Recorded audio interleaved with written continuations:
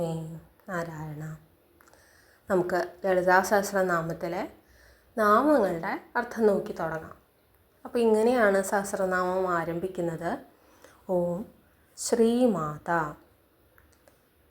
ഈ ഭൂമിയിലെ സകല ചരാചരങ്ങളുടെയും അമ്മയായ മാതൃസ്വരൂപിണിയായ ദേവി.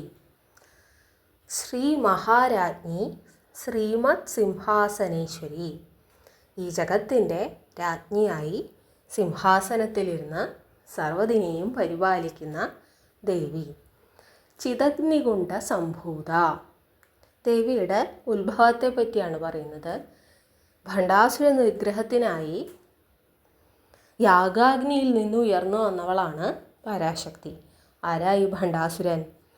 സതീദേവിയുടെ മരണശേഷം ധ്യാനനിരതനായ മഹാദേവൻ്റെ ഉള്ളിൽ പ്രണയവികാരങ്ങൾ ജനിപ്പിക്കാനായിട്ട് കാമദേവൻ പുഷ്പബാണം അയക്കുകയും ഇതിൽ കോപാകുലനായ ശിവൻ തൃക്കൺ തുറന്ന് കാമദേവനെ ഭസ്മമാക്കുകയും ചെയ്തു. ഈ ഭസ്മത്തിൽ നിന്ന് രൂപം കൊണ്ട ആളാണ് ഭണ്ഡാസുരൻ. ആ ഭണ്ഡാസുരൻ്റെ തപസ്സിൽ സംപ്രീതനായ ശിവൻ ഭണ്ഡാസുരന് വരങ്ങൾ നൽകുകയും അത് ലോകത്തുള്ള എല്ലാവർക്കും ഉപദ്രവമായി ഭവിക്കുകയും ചെയ്തു. അപ്പോൾ ഭണ്ഡാസുര നിഗ്രഹത്തിനായി ദേവന്മാർ നടത്തുന്ന യാഗത്തിൽ നിന്ന്, ആ യാഗാഗ്നിയിൽ നിന്ന് ലളിതാംബികയായി ഉയർന്നു വരികയാണ് പരാശക്തി.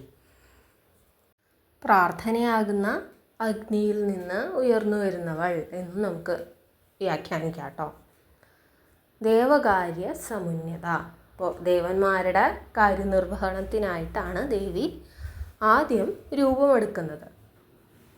ഇനി നോക്കൂ, ഉദ്യദ്ഭാനു സഹസ്രാഭ. ഈ അഗ്നികുണ്ഡത്തിൽ നിന്ന് ജ്വലിച്ച് ഉയർന്നു വരുന്ന ദേവിയുടെ പ്രഭ 1000 സൂര്യന്മാർ ഒന്നിച്ചുദിച്ചതുപോലെയാണ്. ഭാനു എന്നാൽ സൂര്യൻ, സഹസ്രം 1000 സൂര്യന്മാർ ഒന്നിച്ചിങ്ങനെ പ്രഭ വിതറുന്നത് പോലെയാണ് ദേവിയുടെ കാന്തി. ചതുർബാഹു സമന്വത. ദേവിക്ക് 4 കൈകളുണ്ട്. ദേവി ചതുർബാഹുവാണ്. രാഗസ്വരൂപ പാശാഠ്യ. ദേവിയുടെ കൈകളിലുള്ള ആയുധങ്ങൾ എന്തൊക്കെയാണ്? അമ്പ്, വില്ല്, കയർ, തോട്ടി, ഇവയാണ്. ഇനി ദേവിയുടെ കയ്യിലുള്ള പാശം, കയർ, അത് എപ്രകാരമുള്ളതാണ്? അതിന് രാഗസ്വരൂപമാണ്. അത് രാഗം, സ്നേഹമാകുന്ന കയറാണ് ദേവിയുടെ കയ്യിലുള്ളത്. അപ്പോൾ ഭൂമിയിലുള്ള സകലതിനെയും ഒന്നിച്ചു നിർത്താൻ എല്ലാവരിലും സാഹോദര്യം, ഒരുമ, ഇതൊക്കെ കൊണ്ടുവരാനുള്ള അത്രത്തോളം ശക്തി ദേവിക്കുണ്ട്. ക്രോധാകാര അങ്കുശ ഉജ്ജ്വല. ദേവിയുടെ കയ്യിലുള്ള അങ്കുശം, തോട്ടി, അതെന്താണ്? ക്രോധം. ക്രോധമാകുന്ന തോട്ടി ദേവിയുടെ കയ്യിൽ അങ്ങനെ ജ്വലിക്കുന്നു. അപ്പോൾ നമ്മുടെ സ്നേഹമായാലും ക്രോധമായാലും നമ്മുടെ എല്ലാ വികാരങ്ങളെയും നിയന്ത്രിക്കാനുള്ള കഴിവ് ദേവിക്കുണ്ട്. മനോരൂപേക്ഷു കോദണ്ഡ. ഇനി ദേവിയുടെ കയ്യിലുള്ള കോദണ്ഡം, വില്ല്, അതെന്താണ്? നമ്മുടെ മനസ്സാകുന്ന കോദണ്ഡം, വില്ലാണ് ദേവിയുടെ കയ്യിലുള്ളത്. നമ്മുടെ മനസ്സിനെയും നിയന്ത്രണത്തിലാക്കാൻ ആരെ ഭജിച്ചാൽ മതി? ദേവിയെ ഭജിച്ചാൽ മതി. നമ്മുടെ മനസ്സിലെ കാമക്രോധാദികളെയെല്ലാം അടക്കാനായി ദേവിയെ ഭജിക്കുക. പഞ്ചതന്മാത്ര സഹായിക. നമ്മുടെ പഞ്ചേന്ദ്രിയങ്ങളെയും കൺട്രോൾ ചെയ്യാനായിട്ട് ദേവിക്ക് സാധിക്കും. ചമ്പക, അശോക, പുന്നാക, സൗഗന്ധിക, ലസത്, കജ. കജ മുടി. ദേവിയുടെ കാർക്കൂന്തൽ, ദേവിയുടെ മുടി എപ്രകാരമുള്ളതാണ്? അത് വിവിധ തരം പൂക്കളാൽ അലങ്കരിച്ചിരിക്കുന്നു. ഏതൊക്കെ പൂക്കളാണ്? ചമ്പകം, അശോകം, പുന്നാകം, സൗഗന്ധികം.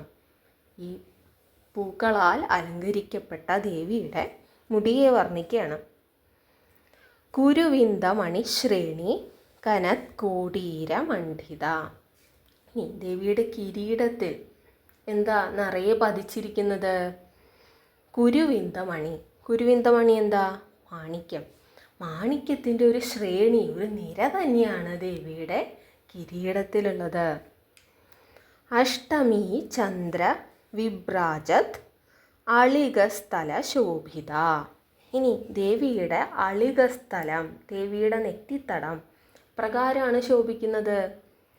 അഷ്ടമി ചന്ദ്രനെ പോലെ, അഷ്ടമി നാളിലെ അർദ്ധചന്ദ്രാകൃതിയിലുള്ള ആ ചന്ദ്രനെ പോലെ ഇങ്ങനെ ദേവിയുടെ നെറ്റി ഇങ്ങനെ തിളങ്ങുകയാണ്. മുഖചന്ദ്ര കളങ്കാഭ മൃഗനാഭി വിശേഷക. ഇനി ചന്ദ്രനെ പോലെ തിളങ്ങുന്ന, വെട്ടിത്തിളങ്ങുന്ന ആ മുഖത്ത് എന്തുണ്ട്? മൃഗനാഭി, കസ്തൂരി തിലകം, വിശേഷക തിലകം. അങ്ങനെ ദേവിയുടെ മുഖത്ത് അങ്ങനെ ജ്വലിക്കുകയാണ്. വദനസ്മര മാംഗല്യ ഗ്രഹതോരണ ചില്ലിക. ഇനി ദേവിയുടെ മുഖത്തെ കാമദേവൻ്റെ ഗ്രഹത്തോടാണ് ഉപമിക്കുന്നത്. അപ്പോൾ ദേവിയുടെ സൗന്ദര്യം ഒന്ന് സങ്കല്പിച്ച് നോക്കൂ.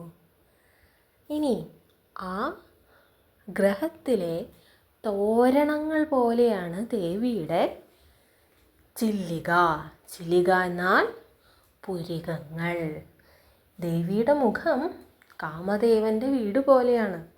ആ വീട്ടിൽ തൂക്കിയിരിക്കുന്ന തോരണങ്ങൾ പോലെ ഇങ്ങനെ റാ റാ ആയിട്ട് നിൽക്കുകയാണ് ദേവിയുടെ പുരികങ്ങൾ. വക്ത്രലക്ഷ്മി പരിവാഹ ചലൻ മീൻ ആഭാലോചന. ഇനി ദേവിയുടെ കണ്ണുകളെ പറ്റിയാണ് പറയുന്നത്. ദേവിയുടെ കണ്ണുകൾ ഇങ്ങനെ മീനുകളെ പോലെ പിടയ്ക്കുകയാണ്. ചലൻ മീൻ ആഭാലോചന. ദേവിയുടെ കണ്ണുകൾ ഇങ്ങനെ പിടയ്ക്കുകയാണ്. ആ കണ്ണുകളിൽ നിന്ന് പ്രവഹിക്കുന്നതാവട്ടെ വളരെ ശക്തിയേറിയ കാന്തിക കിരണങ്ങളാണ് ദേവിയുടെ കണ്ണുകളിൽ നിന്ന് പ്രവഹിക്കുന്നത്. നവചമ്പക പുഷ്പാഭ നാസാദണ്ഡ വിരാജിത. ഇനി കണ്ണുകളെ വർണ്ണിച്ചു കഴിഞ്ഞു. ഇനി നമ്മൾ പറയുന്നത് ദേവിയുടെ മൂക്കിനെ പറ്റിയാണ്, ദേവിയുടെ നാസാദണ്ഡത്തെ പറ്റിയാണ്. ദേവിയുടെ നാസിക, ദേവിയുടെ മൂക്ക് എങ്ങനെയുള്ളതാണ്? നവചമ്പകം, പുതിയ ചമ്പകപ്പൂവിൻ്റെ പുഷ്പാഭ, ശോഭയെപ്പോലും ആ ശോഭയെപ്പോലും പരാജയപ്പെടുത്തുന്ന വിധം ശോഭയുള്ളതാണ് ദേവിയുടെ മൂക്കിന്. താരാകാന്തി തിരസ്കാരി നാസാഭരണ ഭാസുര. ഇനി ദേവിയുടെ നാസാഭരണം, മൂക്കുത്തി എപ്രകാരമുള്ളതാണ്? അത് താരങ്ങളുടെ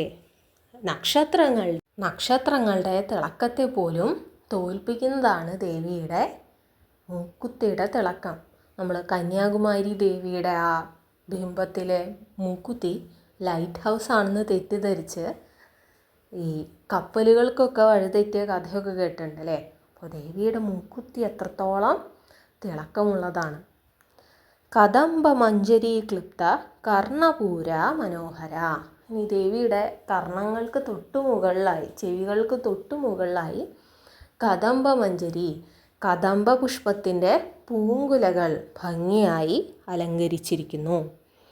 താടങ്ക യുഗളീഭൂത തപന ഉടുപമണ്ഡല. തപനമണ്ഡലം സൂര്യമണ്ഡലം, ഉടുപമണ്ഡലം ചന്ദ്രമണ്ഡലം. ഈ രണ്ട് മണ്ഡലങ്ങളെയും തോടകളാക്കി ദേവി കാതിൽ ധരിച്ചിരിക്കുന്നു. ദേവിയുടെ കമ്മലുകൾ സൂര്യനും ചന്ദ്രനുമാണ്. അപ്പം അതിൻ്റെ പ്രഭ ഒന്ന് സങ്കല്പിച്ച് നോക്കൂ. പത്മരാഗ ശില ആദർശ പരിഭാവിക പോലഭൂ. ഇനി ദേവിയുടെ കവിൾത്തടത്തിൻ്റെ പോലഭൂ, കവിൾത്തടത്തിൻ്റെ ശോഭ, അതിൻ്റെ തിളക്കം എത്രത്തോളം ഉണ്ടെന്നാണ് പറയുന്നത്. പത്മരാഗം എന്ന രത്നം, അതിനെ ഉരച്ച് ഒരു ആദർശം കണ്ണാടിയാക്കി കഴിഞ്ഞാൽ അതിന് എത്രത്തോളം തിളക്കം ഉണ്ടാവും?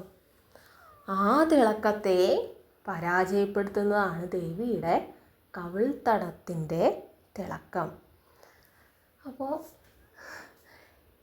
എത്ര മനോഹരമായിട്ടുള്ള ഭാഷയാണ് ഉപയോഗിച്ചിട്ടുള്ളത്. ദേവിയെ വർണ്ണിക്കാനായിട്ട്, ദേവിയുടെ രൂപത്തെയും ഭാവത്തെയൊക്കെ വർണ്ണിക്കാനായിട്ട് എത്ര മനോഹരമായ ഭാഷയാണ് ഉപയോഗിച്ചിട്ടുള്ളത്. എത്ര ശ്രദ്ധയോടെയാണ് ഓരോ പാർട്ട് ബൈ പാർട്ടായിട്ട് ഇങ്ങനെ ഡിസ്ക്രൈബ് ചെയ്യുന്നത്, വർണ്ണിക്കുന്നത്. അപ്പോൾ ഇനി പറയുന്നത് എന്തിനെ പറ്റിയാണ് നോക്കാം. നവവിദ്രുമ ബിംബശ്രീ ഞെക്കാരി രതനച്ഛത. രതനച്ഛത ചുണ്ടിനെ പറ്റിയാണ് കേട്ടോ അടുത്തത് പറയുന്നത്. നവവിദ്രുമം. നവവിദ്രുമം എന്താ ഈ നവവിദ്രുമം? പവിഴം. പവിഴത്തിൻ്റെ ശ്രീ, അതിൻ്റെ ശോഭയെപ്പോലും, ഞെക്കാരി അതിനെ പരാജയപ്പെടുത്തുന്ന അത്രത്തോളം കാന്തിയുള്ളതാണ്, അത്രത്തോളം പ്രകാശപൂരിതമാണ് ദേവിയുടെ ചുടികൾ, ദേവിയുടെ ചുണ്ടുകൾ. ശുദ്ധവിദ്യ അങ്കുര ആകാര ധ്വജപംക്തി ദ്വയ ഉജ്ജ്വല. എനിക്ക് ഏറ്റവും ഇഷ്ടപ്പെട്ട വരികളിലൊന്നാണിത്. ശുദ്ധവിദ്യ അങ്കുര ആകാര ധ്വജപംക്തി ദ്വയോജ്വല. ദേവിയുടെ പല്ലുകളെ പറ്റിയാണ്, ധ്വജപംക്തി പല്ലുകളെ പറ്റിയാണ് പറയുന്നത്.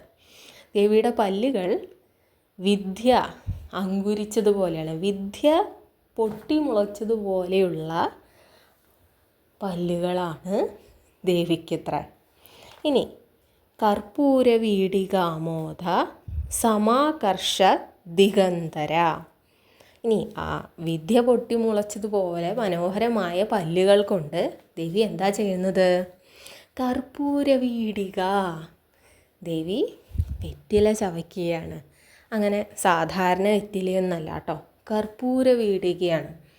പല വിശേഷപ്പെട്ട വസ്തുക്കളും ചേർത്ത്, കൽക്കണ്ടം, കർപ്പൂരം, അങ്ങനെ ഒരുപാട് ഏലയ്ക്ക, അങ്ങനെ വളരെ നല്ല മണം പുറപ്പെടുവിക്കുന്ന വളരെ വിശേഷപ്പെട്ട വസ്തുക്കളൊക്കെ ചേർത്തിട്ടുള്ള പാക്കാണ് കർപ്പൂരവീടിക. ആ കർപ്പൂരവീടികയാണ് ദേവി ഈ മനോഹരമായ പല്ലുകൾ കൊണ്ട് ചവയ്ക്കുന്നത്. ആ കർപ്പൂരവീടികയുടെ മണം ലോകത്തുള്ള എല്ലാവരെയും ആകർഷിക്കുന്നതാണ്. എനിക്ക് ഇങ്ങനെ പഠിക്കും തോറും, വായിക്കും തോറും, ചൊല്ലും തോറും വളരെയധികം സന്തോഷം തോന്നുന്നു. അപ്പോൾ അർത്ഥം അറിഞ്ഞ് പഠിക്കുന്നതിൻ്റെ ഒരു രസം, സന്തോഷം ഒന്ന് വേറെ തന്നെയാണ്. അപ്പോൾ നമുക്ക് ബാക്കിയുള്ള നാമങ്ങൾ അടുത്തൊരു വീഡിയോയിൽ നോക്കാം.